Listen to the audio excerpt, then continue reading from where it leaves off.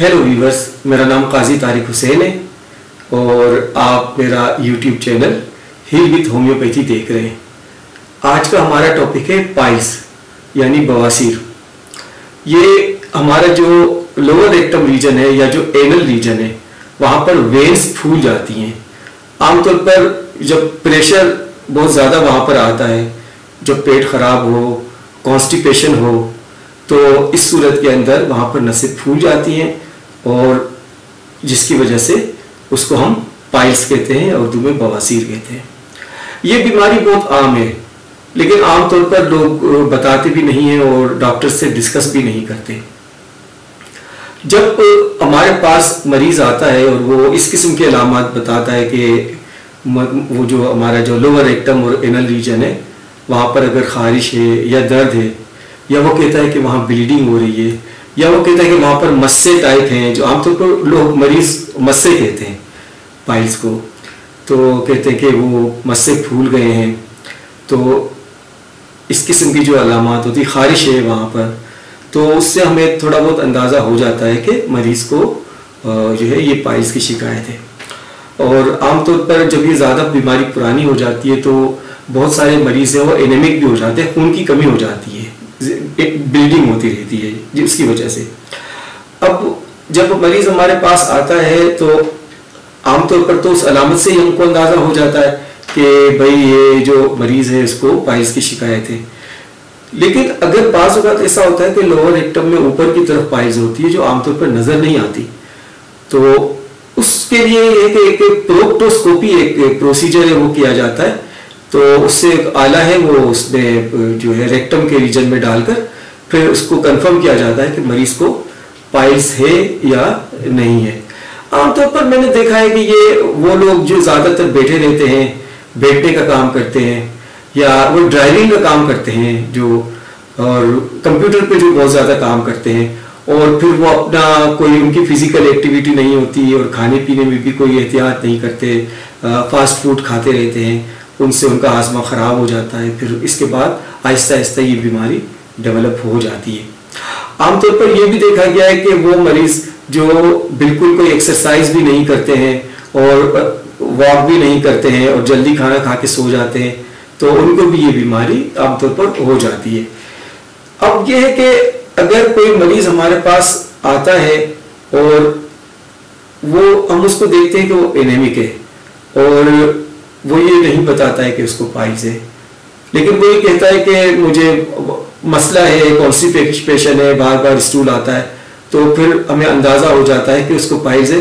और बहुत सारे मरीज नहीं भी बताना चाहते, तो हम ज़्यादा फिर इसरार भी नहीं करते, लेकिन फिर उसको ये दवाएं जो हैं पाइल्स की शुरू कर दी जाती हैं। इसमें यह है कि आप मरीजों को, मैं आमतौर पर मैं यही कहता हूँ कि भाई आप वो गोश्त कम खाएं, अंडे कम खाएं, मसाले, मिर्च, ख़ासतौर पर सुर्ख मिर्च जो है वो ये कम खाएं, सब्जियों का इस्तेमाल ज़्यादा करें, फलों का इस्तेमाल ज़्यादा करें। और मैं अक्सर कहता रहता हूँ, देखिए तमाम और सारी बीमारियां मुड़कर एक ही नुक्ते पर आकर जमा होती हैं कि होल व्हीट खाना चाहिए। आमतौर पर इसमें 6 अलामात नज़र आती हैं। अगर ये पाइल्स जो है लोअर रेक्टम में अंदर की तरफ हो या एनल रीजन में भी ऊपर की तरफ हो तो नज़र नहीं आता है वो, तो उसको इंटरनल पाइल्स कहते हैं। लेकिन अगर बाहर हो, देखा जा सके, महसूस किया जा सके, तो उसको एक्सटर्नल पाइल्स कहते हैं। अगर ब्लीडिंग हो रही हो तो ब्लीडिंग पाइल्स कहलाती है। अगर ब्लीडिंग नहीं हो, क्योंकि शुरू में ब्लीडिंग नहीं होती है इसमें, तो जब ब्लीडिंग ना हो तो फिर ये ब्लाइंड पाइल्स कहलाती है। एक कंडीशन ये है कि इसमें ये जब मस पुराना हो जाता है तो मस से ज़्यादा फूल जाते हैं, और जब मरीज स्टूल पास करता है तो ये मस से बाहर आ जाते हैं। बाज़ों का तो उनका साइज बहुत बड़ा होता है, अंगूर के दानों के बराबर होता है, कभी कभार तो कुछ तो इनसे भी ज़्यादा हो जाता है। तो जब वो बाहर आ जाते हैं स्टूल पास करने के बाद, तो फिर दोबारा अंदर नहीं जा पाते, वहाँ पर फंस जाते हैं। मतलब कि एनल रीजन में बाहर जो स्फिंक्टर होता है वहाँ पर वो फंस जाते हैं, अंदर नहीं जा पाते, यानी कि खुद ब खुद अंदर नहीं जाते। उसको फिर उसको एक प्रोसीजर के तहत या मरीज खुद अपनी कोशिश से उसको अंदर करता है, तो इसको स्ट्रेंगुलेटेड पाइल्स कहते हैं। और बाज़ औक़ात ये होता है कि ख़ासतौर पर जो ये स्ट्रेंगुलेटेड पाइल्स की कंडीशन में किसी वेन के अंदर खून जम जाता है, तो उसकी वजह से वो इर्द गिर्द की जगह में स्वेलिंग भी हो जाती है सुर्खी भी आ जाती है, दर्द भी बहुत ज़्यादा होता है, उसको थ्रोम्बोस्ड पाइल्स कहते हैं। अब मैं आपको ये बताता चलूँ कि जो दवाएं हम 6C में या 30C में देते हैं वो एक दिन में 4 खुराक सुबह दोपहर शाम रात इस्तेमाल की जाती है। और जो अगर कोई दवा 200 की हम देते हैं तो वो हर तीसरे चौथे रोज सुबह निहार मुंदी जाती है। और अगर 1 mg की दवा इस्तेमाल की जाए तो हफ्ते में एक दफ़ा सुबह निहार मुंह इस्तेमाल की जाती है। अब हम बात करेंगे उन दवाओं के बारे में कि जो मैं अपनी प्रैक्टिस में ज़्यादातर मैंने यूज़ में करवाता हूँ और उनका बहुत अच्छा रिजल्ट है। अब देखिए, मैं आपसे अपनी वीडियोस में जिन दवाओं का जिक्र करता हूँ वो मैं अपनी प्रैक्टिकल नॉलेज की बुनियाद पर करता हूँ। मतलब ज़रूरी नहीं है कि मैं जितनी बीमारी में जितनी होम्योपैथिक दवाएं कारगर हैं सबका जिक्र करूँ। मैं सिर्फ उनका जिक्र करता हूँ कि जिसका रिजल्ट बहुत अच्छा है और जो क्योर करता है जो मेरे तजुर्बे के मुताबिक। तो उसमें सबसे पहली जो दवा है जो मैं बहुत ज़्यादा यूज़ करता हूँ वो है सल्फर। सल्फर आमतौर पर मैं 200C में देता हूँ या 1 mg के अंदर देता हूँ। 200 में 3-4 रोज के बाद दे देते हैं और 1 mg एक हफ्ते के बाद दी जा सकती है। तो सल्फर में आमतौर पर उसकी अलामत तो ये है कि उसमें हाथ पैर में जलन होती है मरीज को और मुतासिरा जगह पर भी, पाइल्स की जगह पर भी बहुत जलन होती है। और ये तकरीबन तमाम स्टेजेस में जो पाइल्स की जितनी भी कंडीशंस है स्टेजेस है उसके अंदर ये दवा दी जाती है। लेकिन इसमें एक अलामत जो मैंने खास तौर पर नोट की है वो मैं आपको यहाँ पर बताऊं कि सल्फर का मरीज खड़ा नहीं हो सकता। अगर वो क्लिनिक में आएगा पाइल्स का मरीज है तो वो जगह तलाश करेगा बैठने की। अगर जगह नहीं होगी तो वो खड़ा नहीं रहेगा, चला जाएगा। ये मैंने अक्सर नोट किया है और इस बुनियाद पर सल्फर अच्छा काम करती है। लेकिन apart from this as a intercurrent remedy इसको दे सकते हैं। और मैंने देखा है कि अक्सर मैंने देखा है 90% केसेस के अंदर ये या तो क्योर करती है या फिर रिलीफ देती है।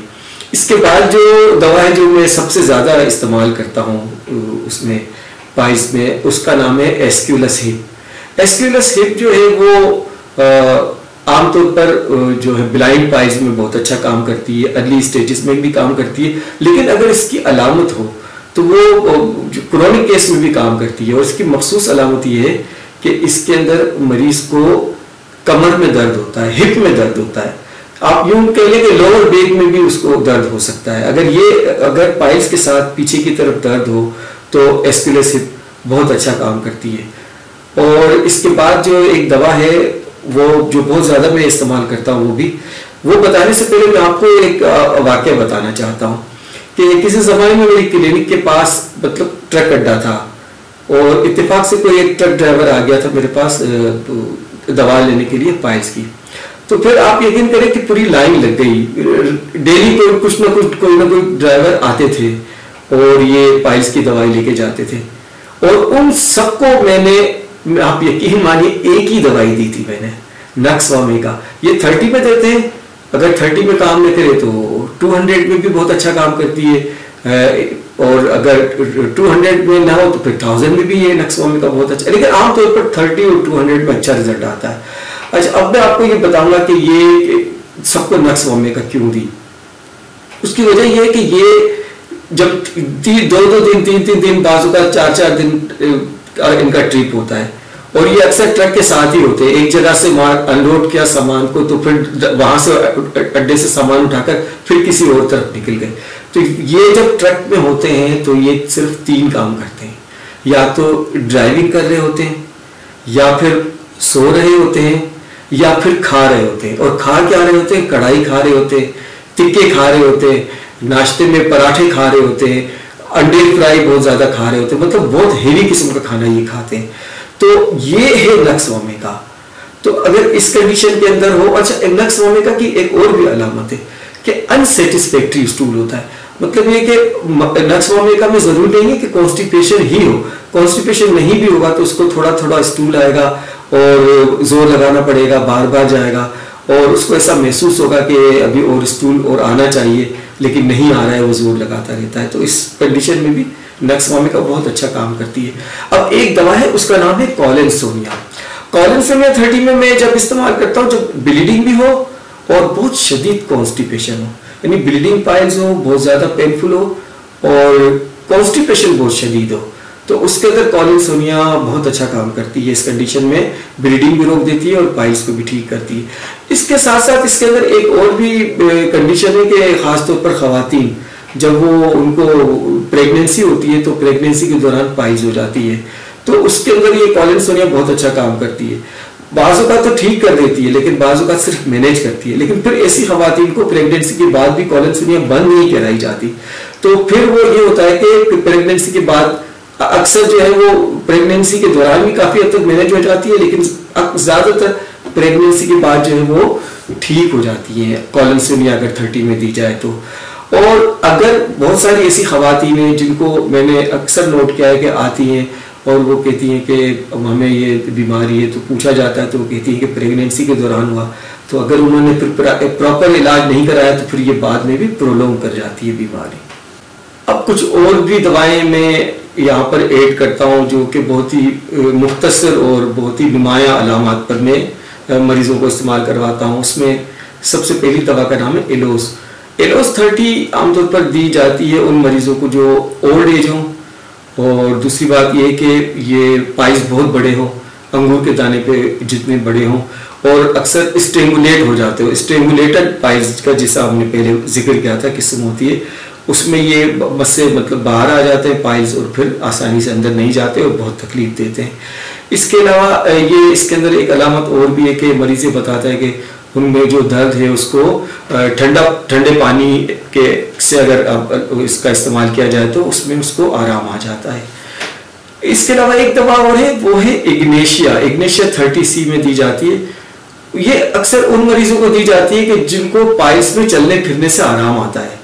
क्योंकि अगर ये ऐसा मरीज को पाइल्स से तकलीफ है तो वो चलता फिरता रहेगा, क्योंकि उसको चलने फिरने से ही आराम आता है। और एक और दवा है उसका जिक्र मैं यहाँ जरूरी समझता हूँ, उसका नाम है हेमामिलस वल्गरस। ये 6 पोटेंसी में दी जाती है, ये 30C में भी इस्तेमाल की जाती है।